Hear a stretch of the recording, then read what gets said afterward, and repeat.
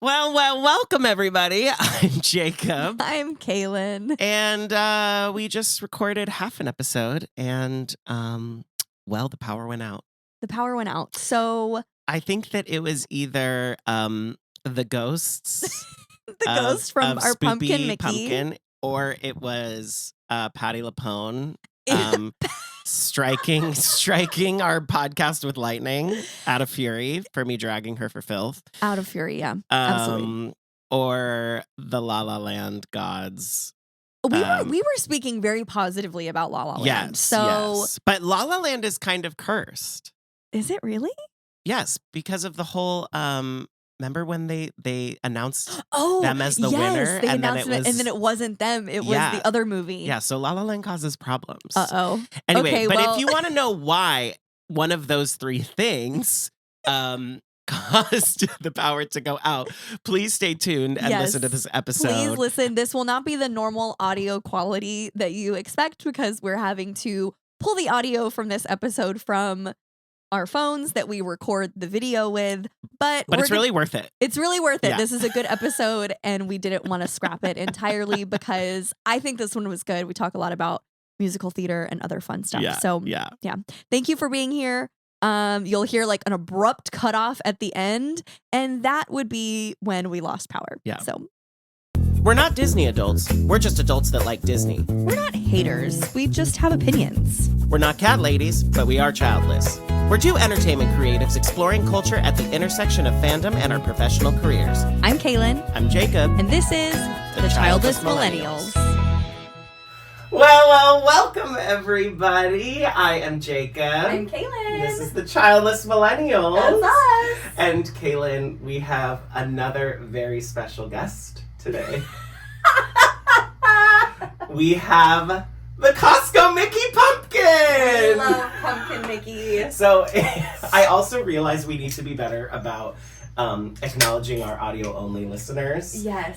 Because sometimes it's a different story. It is, yeah. We need to give them a little context. Yes. Yeah. But in the middle of us is, this is the Mickey Pumpkin modeled after the Main Street Mickey. Affectionately called Blinky. Which is strange because he's winking, not blinking, but I digress. I've never heard that. Yeah. Blinky? Blinky. A lot of the key holders call him Blinky. Did you know that area is called Christmas Tree Point? That seems holidayist. It is, but that is what it is officially That's really referred cute. to. I didn't know that. I want to say really quick, how long ago did you buy this Mickey Pumpkin? Jacob? Okay, so I bought this in June. Oh, interesting, because I seem to remember that I received some judgment for saying that Halloween started July 5th for me, but you were already making Halloween purchases in June. So I saw. Suspect. Just want to mark that down in the record. I'm Connor, so just sorry. want to make a note of that. Caught red-handed. I saw an Instagram reel that was like, this is at Costco now. And then the updated caption said it had been sold out. And so I was stalking the Costco website because this thing was flying off the shelves. It's beautiful. It's gorgeous. The glittery eyes. If you're listening and not watching, go to our Instagram or maybe just pull up YouTube really quick. You have to see this. It's really it's beautiful. Connor was not the biggest fan of this because it is so enormous, but I think it was worth it just for this moment. I think it was a good purchase. I believe in you, and I will not take Halloween starts early slander anymore. Thank you. I'm sincerely sorry. I appreciate and accept your apology. I also do apparently need to clarify. I was talking to my friend Daniel who lives in Winston-Salem, North Carolina, one of my besties. And he was like, what word were you saying? What was this spoopy? Spoopy. S-P-O-O-P-Y. Spoopy. Mm-hmm. Just replacing the K with a P. Yeah. I didn't clarify that. Yeah. So that's why I think this is very spoopy. There you go again with that word. When I saw that you had posted on Instagram, Spoopy Pazuki, oh, yeah. If I had been driving, I would have wrecked my car. Like, it was so funny. It's literally called the Spooky Bazooki. Is it really? That's what it's called in the menu? Yeah. When I got my Spooky Bazooki, Connor, he kept being like, enjoy your, and then it was like a different, like, it was like Moira Rose when she's trying to say Herberlinger. She's like, Herberlinger. Yeah. Like, he was like, Spazooki. Spizioki. Like every time. And so now you're petitioning BJ's to rename it Spoopy. Yes. Bazooki. Yes. Got it. BJ's, if you're listening. Right. I'm gonna update that menu. Yeah, but I finally got my Spooky Bazooki, which it was fine. I just love my triple chocolate. Okay. And what was the flavor of the Spooky Bazooki? So it's just vanilla ice cream dyed orange. Oh, and then there's like a fudge that you can drizzle on top. But then the cookie was like not very chocolatey. It was a little dry, which I thought was weird. And then this woman came up to us at the bar and was like, just nod your head like we're best friends. Okay. This man sitting next to me at the bar was taking photos of you. So I just feel like you need to know that information. Oh my. Yeah, that's all the things that have happened. Okay. We thought she was like wanting to be rescued. Yeah, you know that's where I thought you were going with that. She was like, yeah, that he was like zooming in and like taking photos of you. On Lyndon. On Lyndon. Yeah. Famous. And I was jealous. I was like, why not? Why are you taking pictures of me? Stupid. Not Lyndon getting harassed and you being jealous. Yeah. I know. I was like, I get it. That's fine. Whatever. But like, I'm here too. Anyway. You could stalk me if you wanted. But how are you doing? You know, I'm good. I'm I'm gonna start us off with a not this. Oh. Okay. Oh. Love it. Because mine is this. Okay. Not this childless millennial woman walking around Disneyland on her phone and nearly breaking her ankle. That's me. Oh. My not this week is myself. So you were walking and not looking where you were going? Yes. That's 100% what happened. We went to see Dapper Dan's for like just a few shows to see Zach. Okay. It was his first Halloween shift. Yeah, your husband. My husband, yes. Yeah. As a Dapper Dan with Jacob. So we were there just going to see a couple shows and head home. My friend Carol had met me. She lives closer to Disneyland than I do. So she was like, yeah, I'll come see you and see Zach. And we left. We saw 3 shows. We left the park. We're in the Esplanade on the way to the trams. And Zach texts and is like, hey, it's my lunch break. Do you guys want to come have lunch? And we were like, yeah, of course. So we turn around, we go back in the gates, and I know that he doesn't have all the time in the world, so I was, texting him and asking Carol, like, where could we maybe mobile order from? Like, is there, food that we can get, whatever. So we're walking down Main Street, and we're gonna go to, I think we're gonna go to Edelweiss and get, like, the cheesy garlic bread thingy. Edelweiss? Whatever. Yeah, it's like a snack cart. It's not like a sit-down restaurant. There's a snack cart called Edelweiss? Yeah. Like Edelweiss? Yes. By Matterhorn? I think it's back by It's a Small World. Carol was leading me there. I don't actually know where it is. I was just placing the mobile order. It's just rare that I don't know of. Yeah, that is rare. Interesting. So Carol was leading us there and Zach was gonna meet us there. So I'm trying to place the mobile order on my phone. And we're at the end of Main Street, by the corn dogs.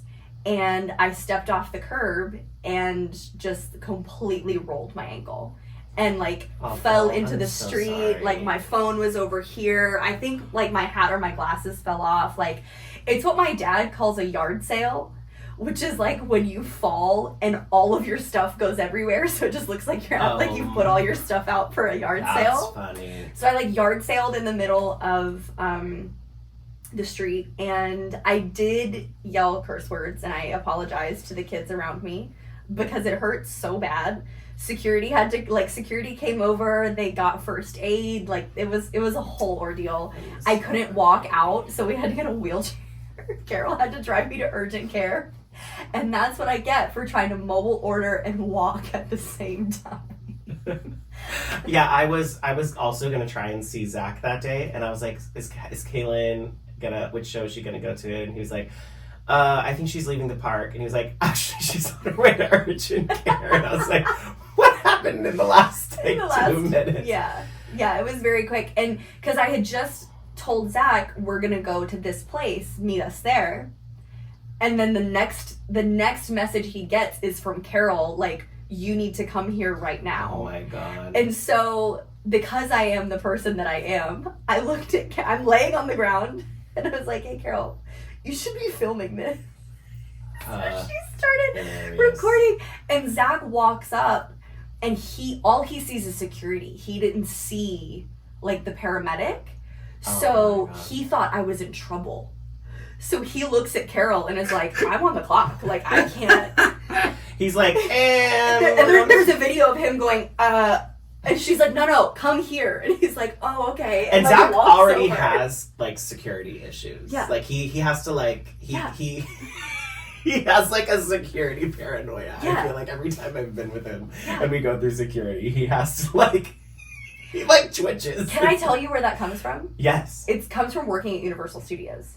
Security backstage, working at Universal Studios in Orlando, like, harassed team members. Like, it was bad. Like, there were a lot of, like, this was years ago, but, like, there were a lot of complaints about it. And wow. they had made, like, they would make people late to work, like, just as, like, posturing and trying to, like, you know, assert their dominance, and then people would be late to work and get written up, and then it was a whole ordeal. So we both, like, when it comes to security, especially as an employee, we're like, here we go again. Like, what's gonna happen this time? So I'm confident that that's where it comes from. Oh, but, yeah. I'll definitely have to ask you. Yeah.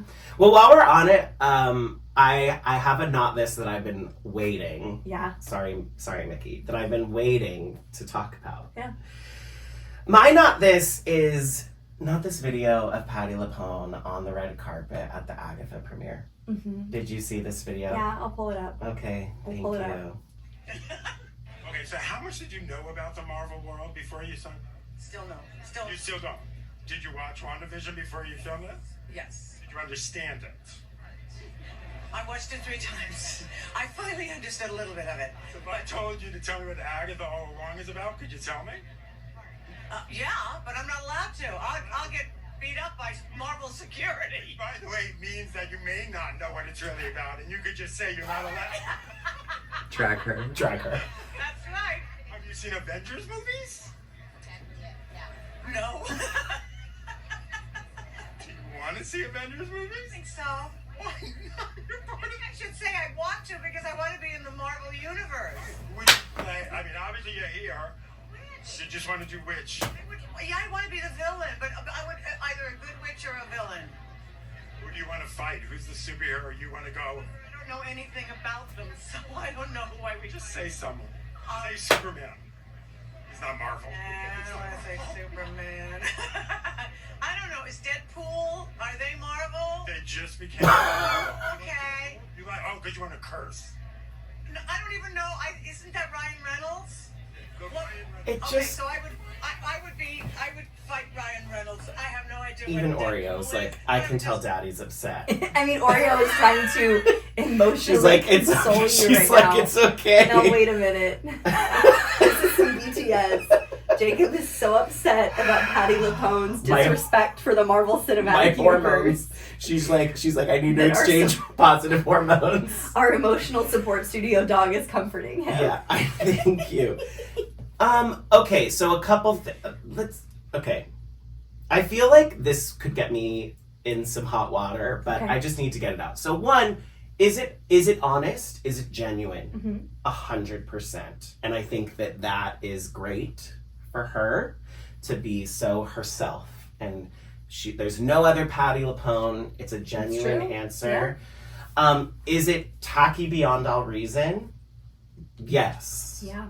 Because and this is what I really hate about it, is that growing up in the musical theater community and then being in New York and being on Broadway, that is the energy that is this, like, you know, dome around the musical theater community of, we do real art and we're not interested in anything else in the cultural zeitgeist until it enters our realm. And I can't be bothered with it because I'm doing real art. My art is up here and is elevated, and that other art is, beneath me. And it is, but when you do that, what it closes off the door for other people to experience musical theater. Yeah. Because they go, oh, I don't know anything about musical theater. And it feels like the barrier to entry is very high. Right, because one thing I loved about being in Book of Mormon is it was so many people's first musical. Yeah. Because they were South Park fans. Yes. And so they went to see the Book of Mormon because they were South Park fans. And all these like straight bros that like thought musical theater was like sissy, whatever, would go see it and were like, oh my gosh, this is hilarious and so funny. I didn't know musical theater could be this. Yes, and the music is like slaying, you know what I mean? Yeah. Like they like loved it.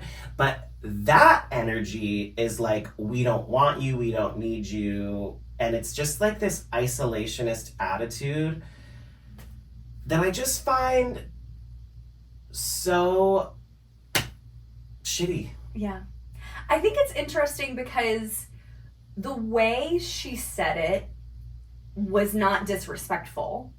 Right. It almost came across like a little like self-deprecating, but the content of it felt disrespectful, which I found interesting because I was like, she's not saying anything bad and she's not even shitting on the MCU, like she's not shitting on Marvel movies, but you're right, it's the subtext of the attitude that makes it feel like she is. Right, because I'm in this like huge project that's getting more marketing than most Marvel things have in the past 4 years, but I've never seen any of the movies and I don't really care to. Yeah, it's that part. It's fine that you don't know the world. Yeah. But it's I don't plan on it or what, like, have you seen an Avengers movie? No. Do you want to see an Avengers movie? Not really. Was like, oh. Did you watch WandaVision? Yes, I didn't get it. Like, mama, those writers wrote your show. Yeah. Would you say that? Would you say that to their face? Yeah. Because also, I hate to break it to you, but I don't know anything about Marvel either. I haven't seen any of these movies. I watched WandaVision and I got it and I cried. It was a masterpiece. It's amazing. So why? So it's insulting to their. It's also an isolationist attitude that the actor is the only part of the storytelling that matters. Yeah. When in the Marvel universe, there are graphic designers, visual designers, writers, costume designers, scenic designers, and stunt artists. There are so many artists creating this world, and to go, I'm not really interested, is so like, because when I saw your musical on Broadway about makeup with your Bulgarian accent and I couldn't understand a freaking word that you said, I wasn't like, ugh. I really tried to get it. Yeah. I wanted to understand what this was about, this world was about. And I don't turn my nose, I don't want people to turn their nose up at my art, so I can't do that to them. To other people. Well, and it's interesting too because Patti LuPone comes from musical theater, like you're saying, like that's her bag, right? And this show, Agatha specifically, it's driven by music. Right. I don't know if you've seen the show. But there's so many different versions of that song that are like appearing throughout the episodes, which is really cool. And essentially the entire framework for the season, for this show, is that song. So every episode is titled a different stanza from the song. So like it's not musical theater, but it is very musically driven. Right. Which I find I find that interesting for her to be like a little dismissive about the context of the role that she's playing when it is heavily driven by music. And what is musical theater if not a story driven by music? Right. You know? And I was trained in the culture of musical theater, the cult of musical theater, and in college that musical storytelling only happened on Broadway and in that kind of musical theater. Which just isn't It's just not true. There's musical storytelling everywhere, and there are so many things that are musical theater, in my opinion. That's what I teach my students. Like I use driver's license. That's kind of a violently millennial But I told my students, I was like, Driver's License by Olivia Rodrigo is such a musical theater song. Like, well, that is a monologue. It's using it's active lyrics. Like just because it's a pop song and she's singing it with a pop inflection. Somebody that I follow on Instagram the other day was like, hey, if you like Chapel Roan and you have purported up until this point that you don't like musical theater, I have news for you. Yeah. You like musical theater. Correct. Correct. And it's very true. I do feel like there's a lot about like the generation of girly pop stars right now that is very musical theater. Have you seen any of the clips from Sabrina Carpenter's tour? Like it's very theatrical. It's like she's acting. Like the whole thing is very camp, very theatrical. It's really fun to watch. Yeah, and you know it's interesting because I forget who told me this, but they actually felt that the culture of superhero movies in some way fulfills the need of culture today the way that musical theater used to fill that need. Oh, interesting. Yeah, because like way back, you know, in all of those old Gene Kelly, Fred Astaire, Ginger, you know, all those movies, like the way that they would just churn out these musical movies because they were such an escapist, lovely, you know, night at the theater is very similar to like what people rely on of the Marvel universe and other superhero movies. That's a really good comparison. I like that. Yeah, and it just it also bothered me because can you imagine if that was Joe Locke's answer? Yeah. As a young actor to go, no, like I would be like, you do, you know what I mean? Like, and that, probably so would Marvel. Yeah, and I don't know why it's okay just because you're older and you have like more of a like status and you're like a legend in the industry. Yeah, and I think that it's like I just really want to to zoom out. I want to get away from this culture that we love this honest, like I'm just gonna say whatever I want because there's no difference to me between that and Trump. Yeah, it's like it's the my PR is no PR. Which is, I mean, no, it's so true. I mean, it's what's happening with Chapel Roan right now. It's happened with Billie Eilish. It's a thing right now that like the trend in PR is my media training is no media training. My PR is no PR. And it's and I think there's this prevailing thought that it's like real and authentic and honest, but like you can be authentically kind.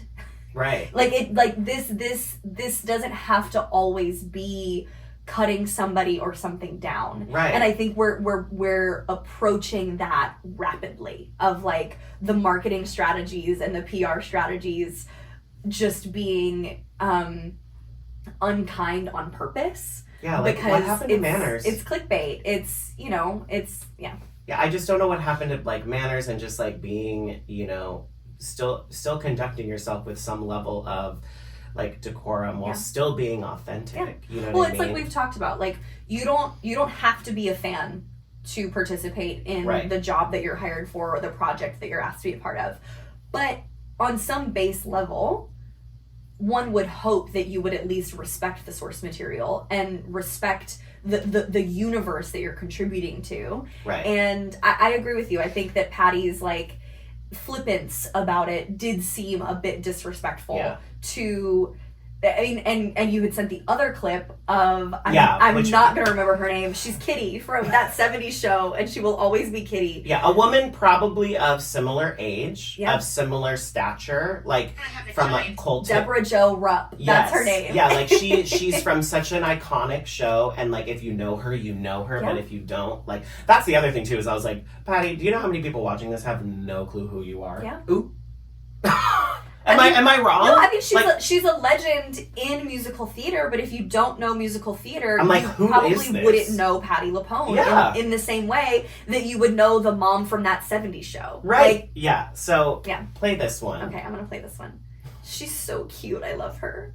I don't have a giant film career, you know, so I don't do this kind of stuff like a lot. I have my little sitcom world, you know, which I love. But this kind of thing is very different for me. It's really exciting. It's very nice to be in something that is so supported, you know, and I mean they're really putting this out there, and it's nice. It's nice to have that. I don't have a giant Like- film career. Like, okay, this is Thanksgiving dinner. And she was invited to Thanksgiving dinner, and she sees the love in the room, and she goes, wow, what an honor to be invited into this group of people for this really special occasion. And I'm so grateful to be here. Whereas Patti walked into Thanksgiving dinner and was like, what's Thanksgiving? I just, what are like, we celebrating? I'm over it. And I mean, maybe it comes from like, just, you know, other things that have happened, like, and it's hard because I love her, right? I love her talent, and I mean, I've seen her at, you know, the Segerstrom with the symphony, but like my friend said that she came to like teach a masterclass at their college, and after this one girl sang, Patti like turned to the professor and she was like, do you teach acting here? Oh. Like, that's rude. Oh my. Whatever happened to class? Yeah, it's just... I just got like a shiver up my whole body. That's so It's aggressive. rude. Yeah. And like, I think she went to Juilliard, and I mean, I guess they didn't teach diction there, but we're, you know, we don't drag her for that all the time. Not all the time. Just I this mean, time. sometimes we do. Anyway, that's my not this. Okay. Actually, you brought up something in your Not This that I would love to talk about. This Okay. isn't a segment. Okay. This is just like, you know, what we're going to talk about today. Welcome. We're off the rails. Nothing can stop us now. Okay. I follow this person on Instagram. She posts a lot about pop culture. She lives in New York, so she's like, you know, into theater and but like also pop culture. She's I like her because I feel like we have similar vibes and opinions as it pertains to those kinds of things. Okay. She posted something the other day that I don't know if I disagree with it. I'm just confused by it, and I would love your opinion. Okay. She said the movie La La Land is not a musical. What is your interpretation of that? What is her definition of a musical? She did not respond to my DM when I asked, so I don't actually know.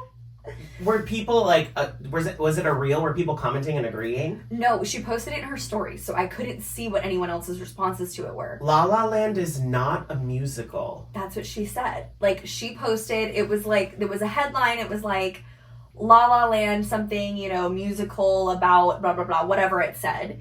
And so she posted that screenshot and was like, La La Land isn't a musical, hope this helps. And I was that's just wrong. I was like, I don't understand why it wouldn't be a musical. Right? My only thought as to why you would say something isn't a musical if the people are singing is I do think that there are certain movie musicals that like cheat in the sense of like Dreamgirls. So a big critique, this is like nerdy musical talk now, like the first time that a character sings in Dreamgirls that is not in a performance is when they sing Family. And it feels like it kind of comes out of nowhere. Diegetic versus non-diegetic music conversation, right? The what? Diegetic? Yeah. What is that word? Okay, so... Educate me. I'm fascinated.